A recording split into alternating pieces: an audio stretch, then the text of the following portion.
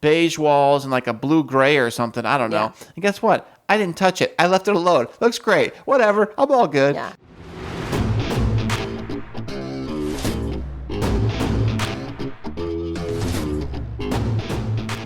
And now, coming to you from the K2 studios in San Diego, California, it's the world-famous Chris and Christine Show.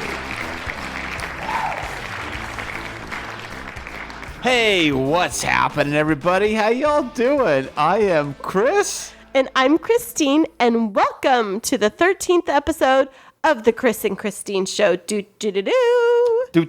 indeed. Fantastic. How you guys doing? Thank you guys so much for listening. We really appreciate that. I do. I know she does over there too. Yes, I definitely do. And we have had so much fun looking at the statistics. Ooh, if I can even say that word. Statistics. That's the word. This week of our listeners. And we had our friends from across the seas join us back again. Oh, really? Yeah, this week.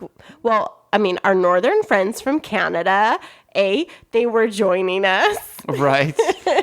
So shout out for our Canadian neighbors. We also had our friends from Spain and Australia join us back this week. Ooh, fancy pants. Ooh, but there were so many new cities in the United States that joined us this week. And it was like, where are these people all coming from? It was so fantastic. And I think Chris had a favorite new town called Niceville. Yes, I saw that. I'm like looking through the list and I see a town.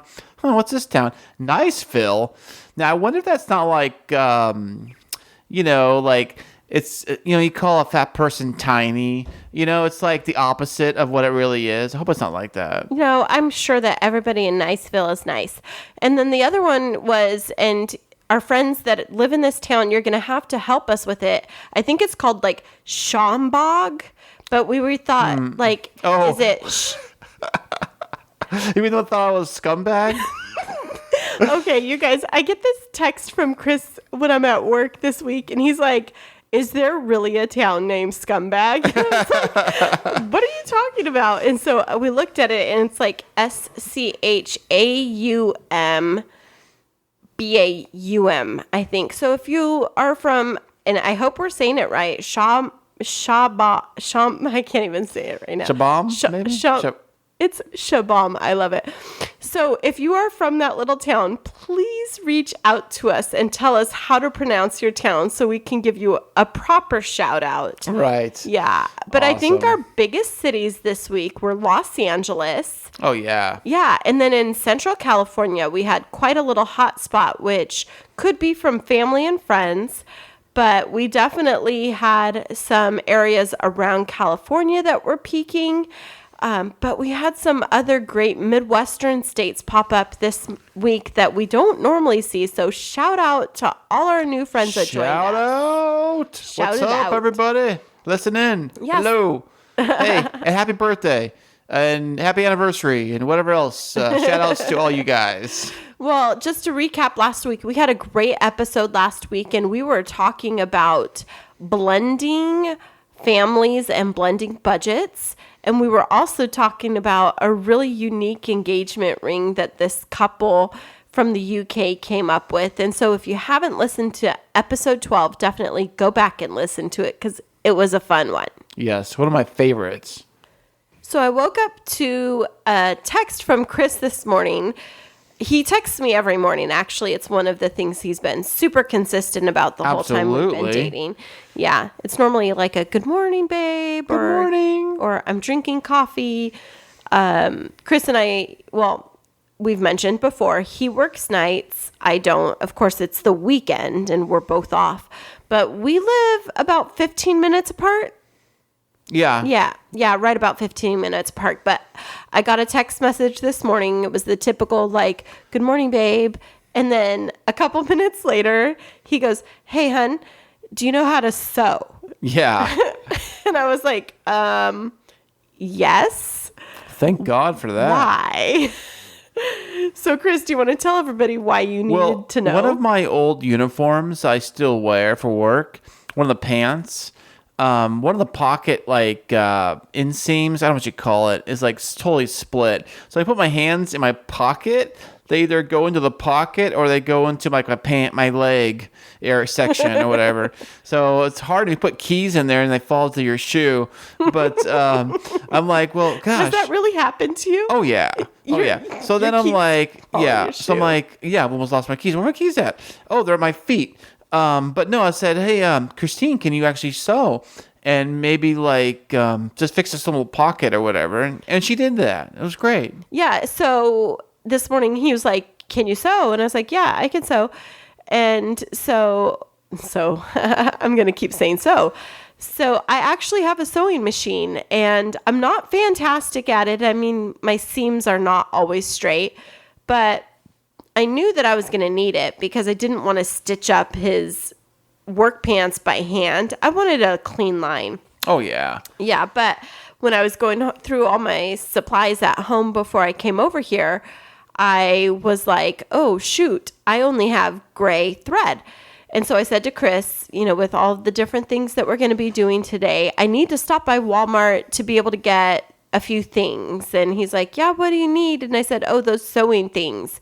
I have my sewing machine, but there's some sewing things that I need. And he's like, yeah, she's speaking a foreign language and kind of stuff. I know nothing about sewing. I know there's like a needle and thread. And other than that, I don't know what you do with that. Right. So I literally told him I need sewing things. Like I wasn't going to say I need thread and a couple of bobbins and all those things.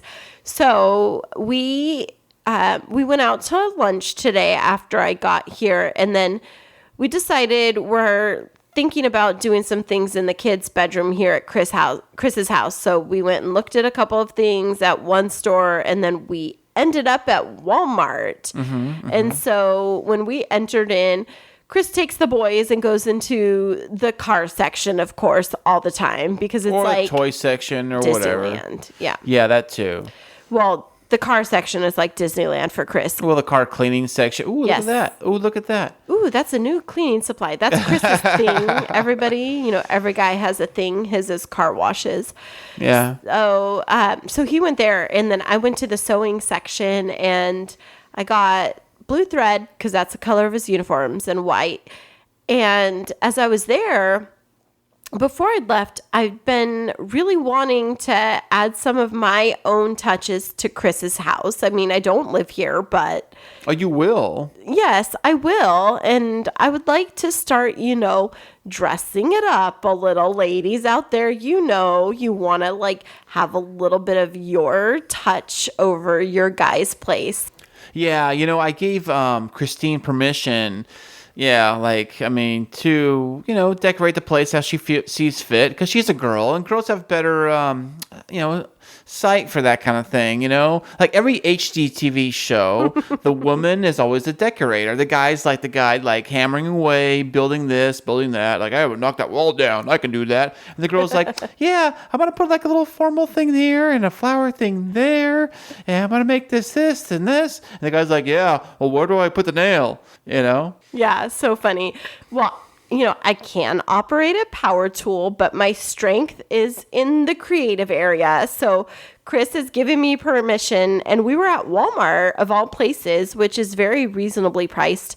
And I'd been eyeing the window in his kitchen he has this little jutted out window. What's that thing called? There's a term for it. Like a bay window? Not a bay window, but it's just it's in the kitchen, right beyond the kitchen sink. Yeah. It's sticks out another foot or whatever, and then it's a big window that goes around like a atrium kind of, I guess. Yeah, it has a little shelf. We don't know what the term is, but I've been looking at that area because it's really in a nice area and it overlooks the backyard. But I was like, oh, it just needs a little bit of a pop of color.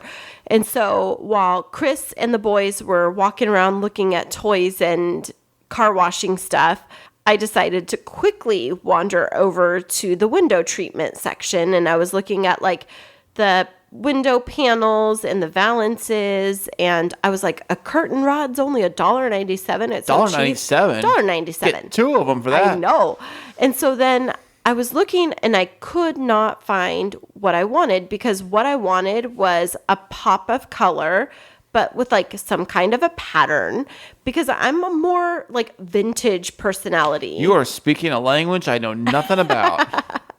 So what I ended up doing is I couldn't find what I wanted. So I walked a couple of aisles over and I found a tablecloth that I loved. I thought you were making a curtain though. I know, right? And so I found this tablecloth that I really liked. And I was like thinking I could cut it down the middle, trim a little bit off, and it's the perfect size and length to make a little valance to go over the kitchen window. What's a valance? It's a little mini curtain. It's like 15 or 16 inches. Oh, okay. And so what I did is I got the thread to fix Chris's uniform because I could not forget that's the whole reason why we went to the store. Thank you. And then I got this tablecloth and I brought it home and I set up the sewing machine. And after I fixed Chris's pants, he's like, "What are you doing?" And I was like, "I'm making a curtain." And he's like, "You're making a curtain?" I said, "Yeah, out of a tablecloth." And so it only took like 30 minutes and I got it done. And then I got out the power tools and I hung the curtain rod and I got the cute little curtain set up in the kitchen. And how does it look, Chris? It looks good. HGTV, eat your heart out. You know what I'm saying? Has like yellows, reds, blues, things like that. But it was all about just like wanting to add a pop of color to the house because I just felt like I wanted to bring a little bit of my personality and sunshine into Chris's space. And she did, and it's wonderful. Fantastic. Thanks, babe. I love it. Thank you so much. You can keep going. You keep doing your thing, and I'm all for it. I give you 100% permission to go and do whatever you got to do. Make it look fantastic. Thank Make you. it look bright, colorful, whatever. You know, it's all good. I love it. You know, I'm not very good at like when I bought this house, it was pretty much all ready to go. I didn't do anything to it. Like, I can't think of anything I really did to this place when I moved in here, like cosmetic-wise. Mm-hmm. Like, pretty much, like, I didn't paint the walls. They're already painted and everything. I'm like, hey, whatever. Even in my room, it's got like this accent color, blue wall, beige walls, and like a blue-gray or something. I don't know. And guess what? I didn't touch it. I left it alone. Looks great. Whatever. I'm all good. Yeah. You know? It's mostly like earth tones in his house, like beachy and like beachy up here and then like neutral tones. But well, that's what sells houses, by the way. Right. If you keep your color like these kind of colors, like neutral, like you're saying, earthy colors or whatever, that's what sells houses. Speaking of house design, you know, back in like, say, like the 1960s, things were a little different. It was a little different time. Mm-hmm. And house design and interior design was much different then than it was now. And guess what? We are going to tell you all about that when we get back. The Chris and Christine Show is now on Instagram at the K2 Show San Diego. Check out our latest pictures, videos, show teasers, and life updates on Instagram at the K2 Show San Diego. And now it's time for Hot Topics. Do. Awesome. What's going on today, baby? Actually, Chris is going to start us off with our first hot topic of the night, so I am going to throw it back over to you, hot stuff. Wait, I got it. Thank you. So here we go. I just mentioned a minute ago that we were talking about houses and the different styles of houses from today versus, say, like the 1960s. And Christine was doing a little decorating downstairs, and we're talking about how the house was kind of like, I didn't have to do much to it. Right. Paint, wood flooring, all that fun stuff. It was very nice of my previous owner to do all that stuff for me, so I don't have to. It's great. I love it. Now, here's a list. We have a list of 10 ways the average American home is different today than it was in, say, the 1960s.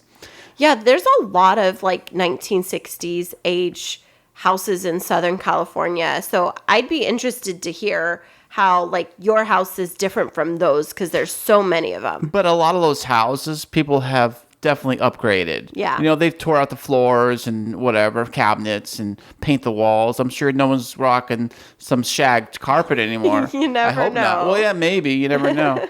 So Austin here we Powers, go. baby. Austin Powers, yes. Okay, it says here, the first thing it says, Ranch-style homes were popular during the 1960s and an emphasis on landscaping.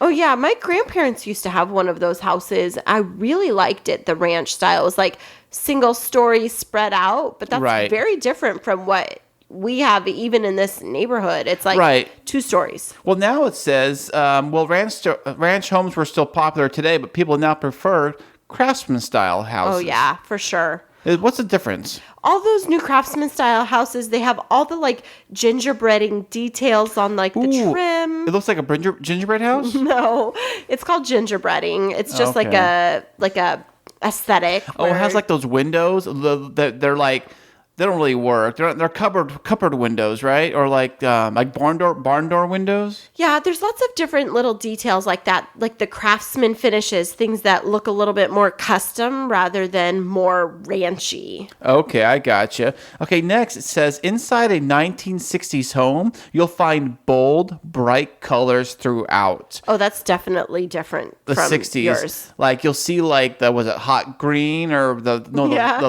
the avocado green? Yeah, avocado green.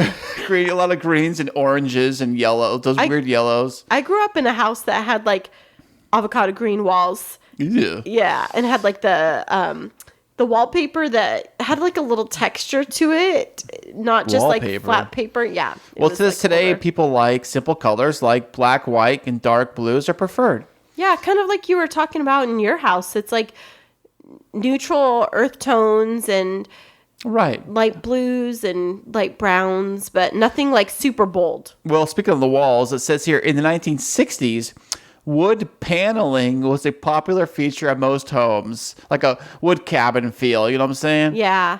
I remember some houses like that. I wonder how that would go over in a modern house. Like, if you were to walk into this house, Chris, when you were getting ready to buy it, and all it was wood paneling. Oh, gosh. What I'd would be you like- have done? I'd be like, well, don't throw a match anywhere. Burn the place down. But it says if wood paneling wasn't available in the 60s, wallpaper was also the Yeah, second like option. I was saying, Or how about a wallpaper. wallpaper of wood paneling? Yeah. I've seen that too. Well, also it says today walls are typically white, but accent walls like the one I have behind you is sometimes used to make the room pop. Like pop, pop. There's the room. Check that out. Now, also the next thing it says wood furnishings were also trendy in the mid 1900s. Although wood furniture is still popular today, we typically see wood as molding, flooring, finishings. As for flooring, shag carpet, speaking of which, reached its peak in the 1960s. So by 1970s, it's on its way out, or people still had it, but, you know. But going back to the wood furnishings that you were just talking about a minute ago. Oh, yeah. It's really interesting because today we were looking at some furniture for Chris's landing area, right outside of his bedroom. We were talking about getting a desk for the boys to be able to do their schoolwork. And what's really interesting is that all of these pieces are like a particle board, but over the top is laminate. So it's not like real wood like you would get in the 60s and prior to that. And so even the kind of furniture that we have available, it's like faux wood. Yes, well, that's how they do it these days. Well, back to the, sorry to cut you off, but back to the list, it says, mentioned shag carpets again. And of course, now it says everybody wants to get hardwood floors and wood flooring. Yeah, you have some here. Yes, Very my entire nice. house has wood. No, it's actually bamboo, is what they say. Yours is bamboo floors? Yes, you know that? I didn't know that. I thought it was like maple. It's really light. Well, I heard it was bamboo when I moved in, so I go off what they told me. Well, there we go, everybody. Bamboo flooring. Yes, I feel like I'm in China when I walk around here and bamboo everywhere. You know what I'm saying? It says also that in the 1950s. Okay, in the 1950s, it was common for couples to sleep in separate beds. And this practice lasted well into the 1960s. So we'd have like 2 little twin beds in our room. Yeah. You sleep over there, and I'll sleep over here. And when we, that way to wake each other up. It's like what we used to see, even though it's not the same year, like I Love Lucy. Like Yeah. Lucy was in a twin bed. Was she? I don't remember. And Were they Ricky like that? Ricardo was in another bed. Yes, they had twin beds. They did? Yes, I they didn't, did. I didn't pay that much attention, Yeah. I guess, to the show. Because I remember one episode, she like pulled the little table out from in between and like squished them together. Oh, no way. Like, so I could see how that could work for some people. Like, if somebody's like a really active sleeper versus the other person. We're talking the 50s and 60s, excuse me. But today it says most people obviously has bigger bedrooms and normal beds, kings, queens, whatever. Okay, also it says here, as the baby boom reached, speaking of putting beds together, as the baby boom reached its peak in the 1960s, families moved into larger homes in the suburbs, like here, you know? A typical children's room today doubles as a playroom, too. You know, people do that, too, make extra rooms, playrooms, and so on and so forth. As for living rooms, large sectionals were the were the couch of choice for most homes in the 1960s. Large sectionals, huh? But you can still buy those today, right? Yeah. Yeah, I remember like friends growing up that we would like go to their grandparents' house. They'd have those really big sectionals. But I think that people are buying more of the smaller couches now. Like we were just at that furniture store today, Chris. Do you remember? Yeah. And there were very few sectionals there. Everybody likes a couch and the love seat to like be a little bit separated. Of course, yeah. And it says here in this article that smaller couches are becoming more popular. Yeah, I think that people like a little bit of personal space and they like to have the setup. Like, here's the couch, here's the love seat, here's the recliner for dad to sit in after he gets off of work. Right, I think leave that's me alone. Yeah. Give me my bourbon and my football and leave me my alone. Yes, Yeah. fantastic. Also, okay, here we go. Speaking of the kitchen, Yeah. which is a fun topic. I you know. love the kitchen. Let's go. I want to hear. Okay, it says, as for the kitchen in the 1960s, they were decorated in bright colors and wood cabinets. See, I'm a child that should have had a kitchen in the 60s. But also, I think also on top of that, they also did this weird thing. They'd make like the colors like this weird bright green or something. Weird Yeah. color. It's like bright colors. If you know, for the wood cabinets, but there was this bright lime color to them and stuff, you know, and all that type of stuff. There was no granite, there was no marble, Right. or that fun stuff. And so today's kitchens have more subtle and stainless steel appliances are more popular. Whites, blues, grays. Yeah. Yeah, all like those more things. like an industrial kitchen is more popular. It looks like it's a real kitchen that's used like in a, I don't know, bakery or maybe or Right. something like that. It's more fun. So much white right now in kitchens. Like I've been watching a lot of yeah. those HGTV shows and it's like white, white, white. Right, white and bright. Right and bright. Yep. Yeah, that's but the style. very little color. Speaking of kitchens, now in the 1960s, this is something I kind of want to bring back. In the 1960s, families sat down to eat dinner in the kitchen every night. In the kitchen, you would think you have in the dining room, but here it says kitchen.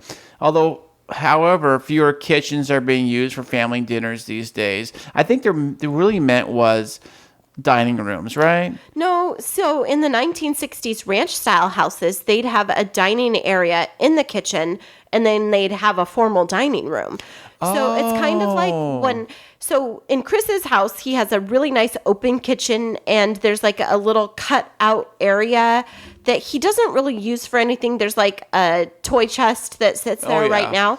And I've been telling him, like, when it's time for me to move in, I'm going to bring my little round dining room table and bring it into the kitchen. He's like, a table in the kitchen? I was like, yeah, we'll like sit down and, you know, sometimes we could eat in the dining room.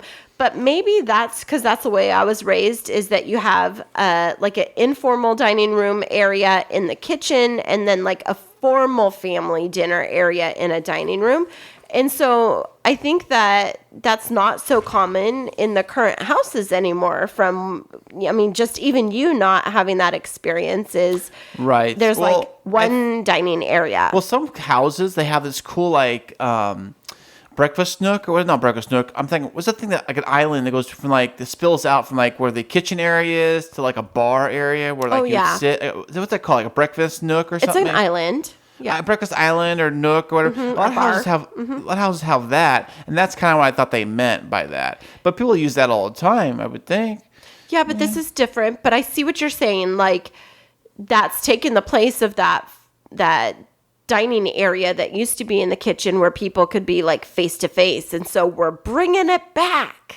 Right, but I also love, speaking of bringing it back, I like to have dinners as a family, dinners around the actual dinner table together, and no one's on devices, and everyone sits down and tells you how their day was. Everybody eats the food, and it's great. That's my dream thing, Chris loves it when we cook anything at home, even if it's like a really quick dinner like tonight was.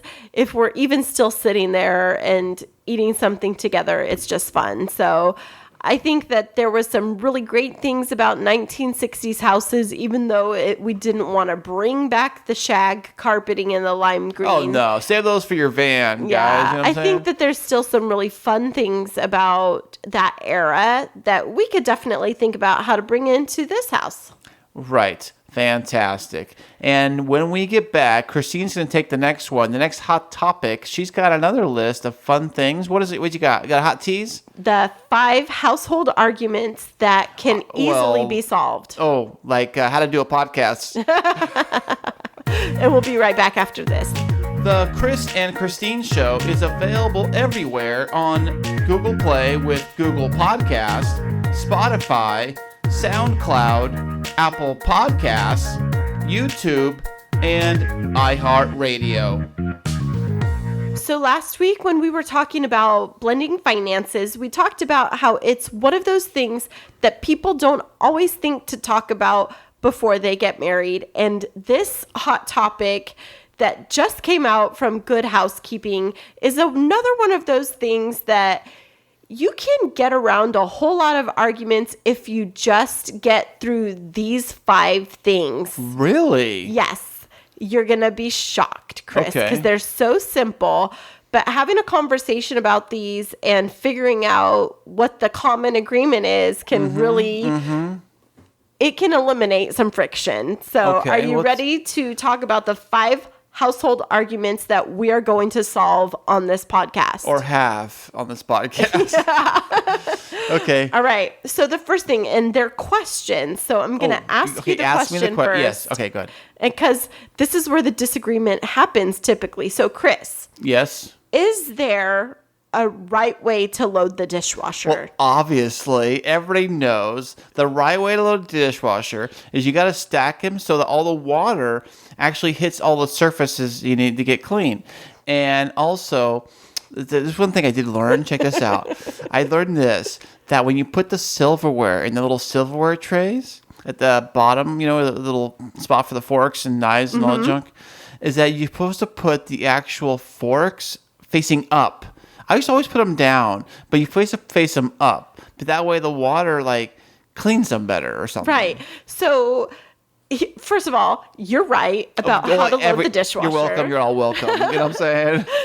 I used to be like, just whatever, stack them however, but it says here, plates and bowls. Well, first of all, this article is saying, we're just going to tell you what the right answer is and help you solve it. So plates and bowls should be stacked so the dirty side faces inward towards the water spray arm. Well, duh. This is easy to achieve on the bottom rack where the tines are arranged in this way, but you should also apply the rule to the smaller things like bowls stacked on the top rack. So you have to think about where the water's going to spray. And also, too, the water gets very hot, so you don't really want to put anything that's plastic on the bottom.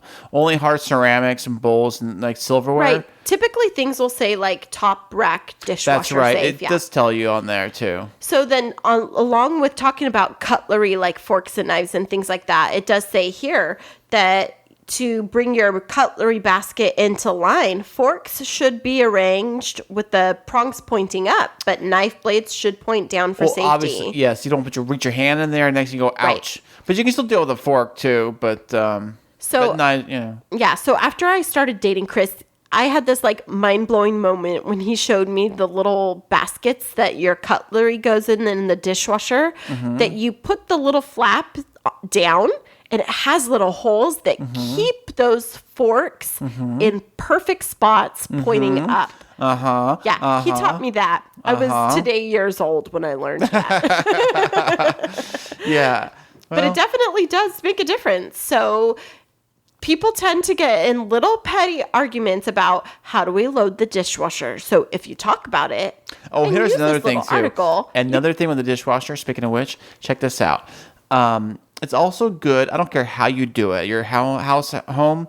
I don't care how you tell your man, your wife, whatever. Figure out a way to label the dishwasher clean or dirty, because you're like, is he clean or are they dirty? I don't know. Oh yeah, that's I got frustrating. I got this cute little magnet. It is cute. And I got it on Amazon. And it's a little magnet. One side says clean, and then you flip the magnet over, flip it around, you know, and so the other side says dirty. And you just flip the magnet around whenever you know, to let everybody know what's up. Yeah, so the thing is, if you see it on clean, then that gives you the obligation to unload the dishwasher and not just leave all the clean dishes in there. No, that's where you pull all your dishes from you need. Well, if you need a dish for something, you're like, oh, the dishwasher's got it. It's right there. I go get it from there. That's so funny. So that's, yes, another conversation about who empties the dishwasher. But, okay, household argument number 2. Okay. So this question for you, Chris. Okay. Is it okay to leave the fridge door open while you add creamer to your coffee?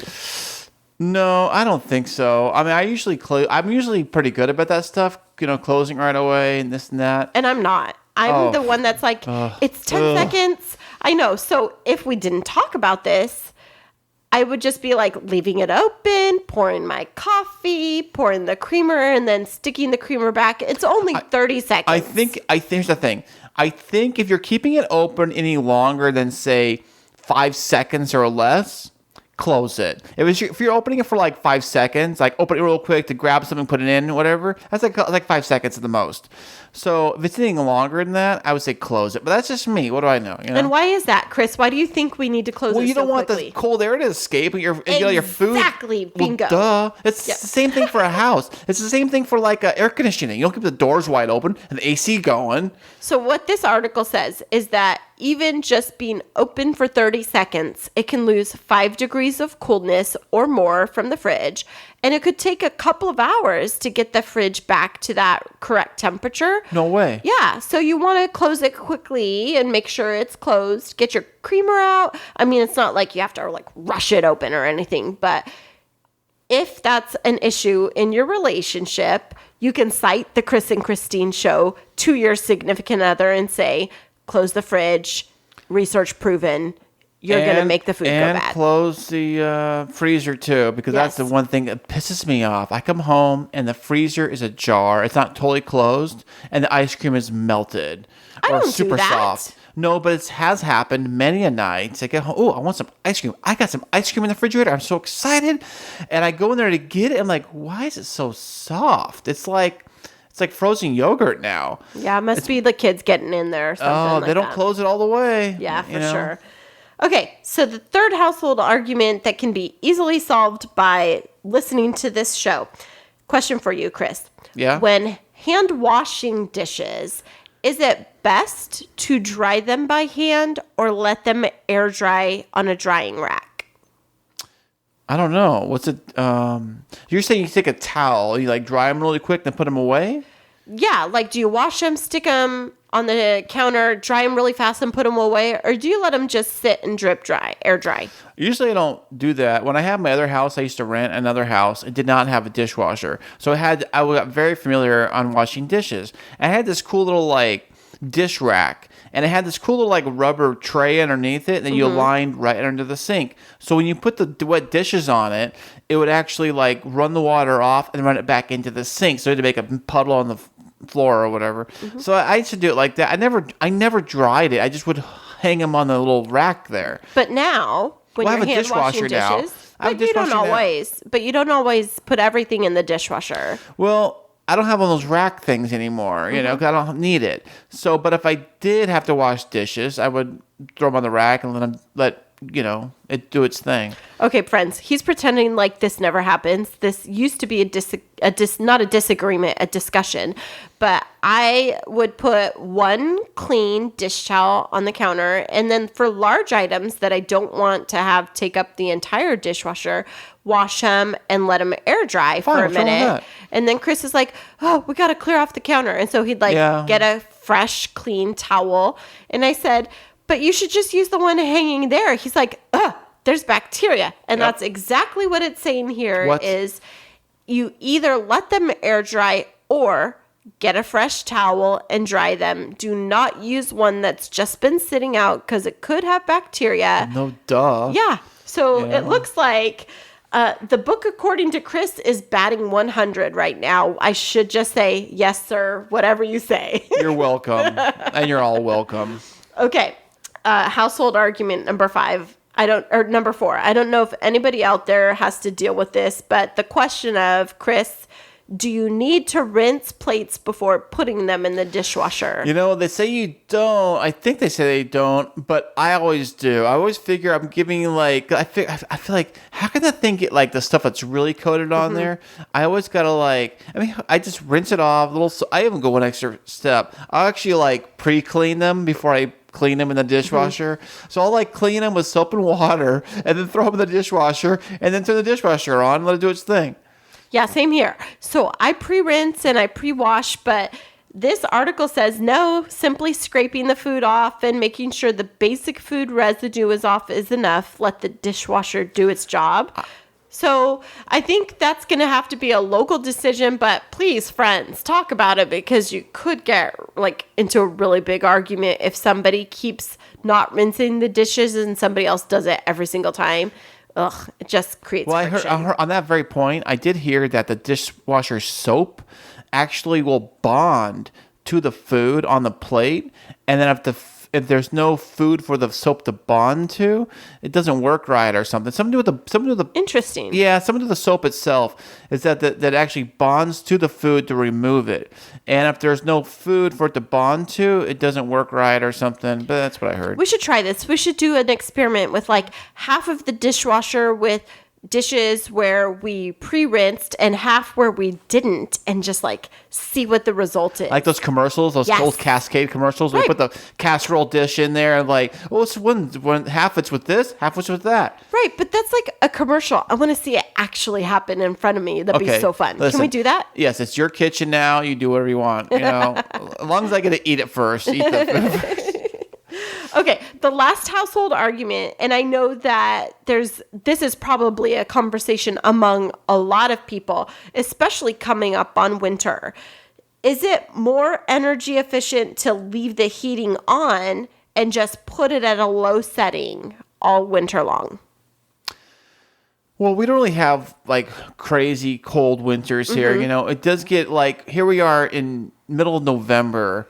I'm wearing shorts. And it's warm. It was like, 80 degrees or something, or 75 degrees pretty today. warm today. But it does get a little cool at night.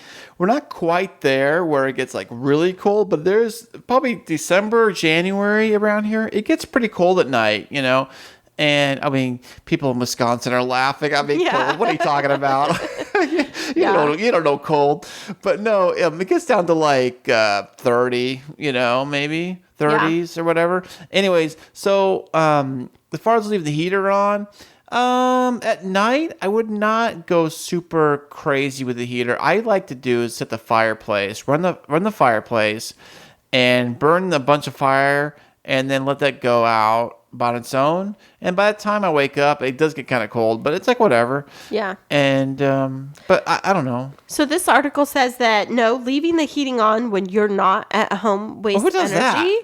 Who does that? Well, some people do because they say, well, I don't want it to get below a certain temperature. I'll keep it low, but if it gets like too cold, I want it to kick on so it keeps it a little bit warm. But they're saying here, don't do that. It wastes energy. It's better to leave it off and then turn it on. And I know that could use more energy in the moment, but if this is an argument that you're having, we have some good rationale here and research from Good Housekeeping. So there you go. Yeah. And I think also too, I mean, I guess if you do live in a climate, this goes for both climates. This goes for the super hot and the super cold. So say for the super hot, like Las Vegas or Phoenix, when you have the air conditioning, I heard you have to leave the air conditioning in like Phoenix on all day, 24/7. If you don't, I heard like the paint melts off your wall. I kid you not. I think that's fake news. I heard it's true. The But I paint will think during melt off your summertime, wall. yeah, during summertime, it's really hot. Right. So I'm saying I'm sure the same thing goes for extreme winters, places that have really, really cold. So if you do not keep the heater going at least at a little bit, even if it doesn't have to be 80 or whatever, but keep it up a little bit, just enough so your water doesn't freeze in your pipes. You know what I'm saying? Or whatever, however it works. I'm saying you probably have to keep it at a certain level. That's what they probably are talking about. But if this is a common argument, or if any of these were that you typically have with your partner, go through this, listen to it again, and have a discussion between the two of you. Come to an agreement. Because like we've said before, as the Chris and Christine show, we just like to talk about the things that tend to be untalkable for lots of couples and just put it out there. Because our goal is to create happy, healthy relationships and happy and healthy listeners. Right, Chris? That's right. A happy listener is a good listener. And yeah. And now it's time for Would You Rather? Okay, what you got? All right, so this is kind of a hypothetical Would You Rather in the vein of home improvement, which we've kind of been talking about tonight. Are you ready? Oh, I was born ready, baby. All right, awesome. So, hypothetically, you're given $20,000. What? I'm rich. And you can only use it to improve one area of the house. Would you rather use that $20,000 to improve the kitchen or the master bathroom? Go. Now, are we talking about my house in particular or any house? Yours. My house. The master bathroom or the kitchen? Mm-hmm. Well, my master bathroom is pretty much already done, so I guess I have to use it for the kitchen. But if it was for any house in general, let's say we had a blank canvas to decide. Say I had a house that everything was the same on it. I'd probably do the kitchen personally, because the kitchen, everybody sees that. Not everybody sees the master bathroom, so I can live with kind of an bathroom. It's just me, That's why I look at it. So you kind of want to make the front of your house nice, your living space nice, so the nice areas that everybody gets to see firsthand, like the kitchen especially. Kitchens sell houses, nice ones. Yeah, I agree with that. I was kind of leaning towards the master bathroom for this house in particular, because if you guys were here to see Chris's bedroom, it doesn't have a door between the bedroom area and the bathroom. There's these two smaller closets. So I would lump the closets in with the master bathroom renovation and put a barn door and add all kinds of flair. Well, that is fantastic. We both have different ideas, but they all come together in the end. We'll figure it out together as a team. Hashtag teamwork. Teamwork. Totally awesome. What? Yes. The K2 show. The K2 show. Thank you guys so much for listening to the Chris and Christine show. I want to thank you guys personally, and Christine. Yeah, thank you so much. And thanks for all of our new listeners.